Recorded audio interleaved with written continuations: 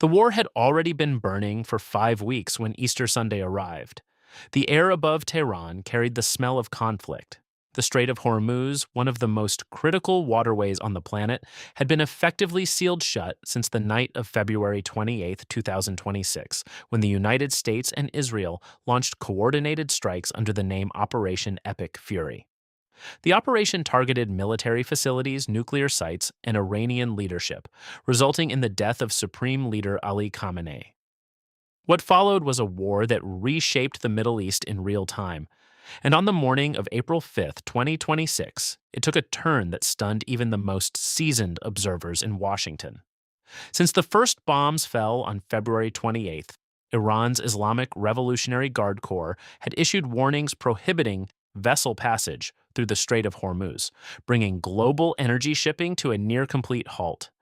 The world's oil markets tensed, fertilizer prices climbed, insurance premiums for tankers spiked sharply. The strait, through which roughly 20% of the world's oil normally flows, had become a choke point in every sense of the word, both military and economic. The days leading into Easter had already seen the pressure building. On March 26th, President Donald Trump had set a 10-day deadline for Iran to reopen the Strait of Hormuz. Then, on the Saturday before Easter, Trump raised the stakes further, warning that time was running out and that, in 48 hours, all hell would rain down. The language was severe, but what was coming on Sunday morning would silence a CNN studio. It was Easter morning when the Post landed on Truth Social. President Donald Trump escalated his threats to target Iran's infrastructure if it did not open up the Strait of Hormuz, warning the country it would be living in hell in an expletive-filled message on social media. The Post was not diplomatic. It was not measured. It was the kind of language one would expect barked from a forward operating base by a soldier at the edge of his patience, not broadcast by a sitting president on a religious holiday from the safety of the White House. At the outset of CNN's State of the Union, anchor Jake Tapper quoted the president's Truth Social post, in which Trump threatened Iran's civilian infrastructure if the Strait of Hormuz was not reopened by Tuesday. He has just threatened Iran in extraordinary graphic terms, Tapper said, giving the Iranian regime just over a day to either make a deal, reopen the Strait of Hormuz, or face hell. Tapper paused before proceeding to warn viewers that what was about to be read was not polite language, then read the post in full, uncensored, on live television. The Post declared, "Tuesday will be Power Plant Day and Bridge Day, all wrapped up in one in Iran. There will be nothing like it. Open the strait, you crazy bastards, or you'll be living in hell. Just watch. Praise be to Allah." The studio absorbed the words, then came the reaction. From a panelist on air. "Okay, wow." Those two words cut through the broadcast with the weight of what had just happened. The message was described as the most over-the-top language seen so far in the conflict, and panelists noted that it came on Easter, laden with profanity, invoking hell, and ending with a religious invocation directed at an adversary. The panel, which included journalists from major American newsrooms, struggled to process what they were hearing. This was not a classified military briefing. It was not an off-the-record remark leaked to the press. It was a social media communication by a sitting U.S. president, and it was laden with explicit language that invoked hell and all manner of consequences for a country already under active bombardment. The Post landed against a backdrop of genuine military crisis. Just hours before it appeared, Trump had celebrated the rescue of the 2nd Air Force crew member who had been shot down on Friday, posting, "We got him," and calling the mission one of the most daring in U.S. history. The two rescued aviators were real human cost of this war, men plucked from hostile territory by special operations forces working under fire. Their rescue was a moment of relief, but the relief lasted only hours before the commander-in-chief pivoted to an explicit ultimatum that threatened to level an entire nation's civilian energy network. Separately, Trump told reporters that he continued to negotiate with Iranian officials ahead of the Tuesday deadline, saying, "There is a good chance, but if they don't make a deal, I am blowing up everything over there."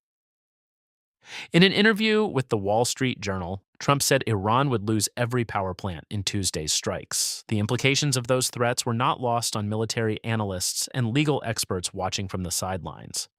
Following through on the latest threat to destroy Iranian power plants and bridges would be considered a war crime under the Geneva Convention and other international agreements that prohibit the deliberate targeting of civilian infrastructure. A strike on Iran's Bushehr nuclear power plant could also cause a severe radiological accident, the International Atomic Energy Agency warned. The International Committee of the Red Cross weighed in as well, stating that deliberate threats, whether in rhetoric or in action, against essential civilian infrastructure and nuclear facilities must not become the new norm in warfare. On the Iranian side, there was no silence. Iranian embassies around the world responded with ridicule to the expletive-laden message. Iranian officials dismissed Trump's threats as a sign that the U.S. had resorted to obscenities out of sheer desperation and anger.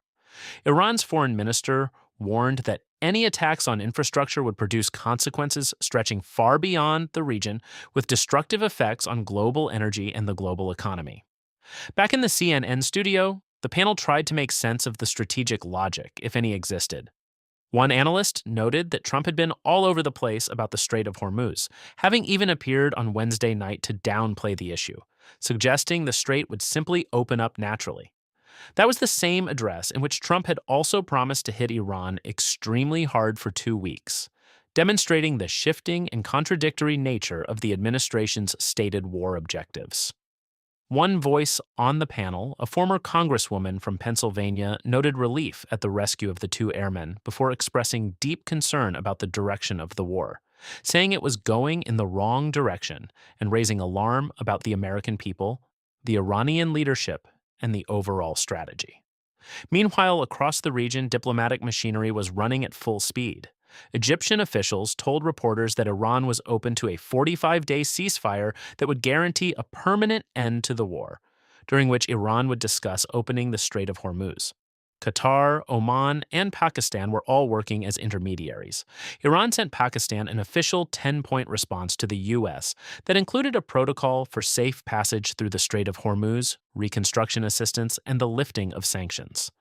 But Trump, speaking to reporters at the White House Easter egg roll, called the proposal a significant step before adding, plainly, that it was not good enough. The following day, Trump dismissed critics who suggested his mental health should be examined following the post, telling reporters at a press conference, "I don't care about critics." He shrugged off the question and suggested that the country needed more people like him. The war, he insisted, was about one thing: Iran could not have a nuclear weapon. The deadline stood. Trump said the U.S. had a plan under which every bridge and power plant in Iran could be destroyed by midnight, describing it as complete demolition achievable in 4 hours. He said he did not want it to happen, but left no doubt that the order was ready to execute. What had begun as a morning news segment on Easter Sunday had revealed something far larger. It showed a war being fought on 2 fronts simultaneously. One, in the skies over Tehran, where munitions and missiles traced arcs of fire between nations, and another on social media, where the commander of the world's most powerful military aimed his words like artillery rounds at an enemy capital. The CNN panel had sat live in the middle of that second battlefield, and when they said, "Okay, wow," they spoke for a world watching the lines between diplomacy, warfare, and spectacle dissolve in real time. The Strait of Hormuz remained closed. The deadline was hours away, and the world held its breath,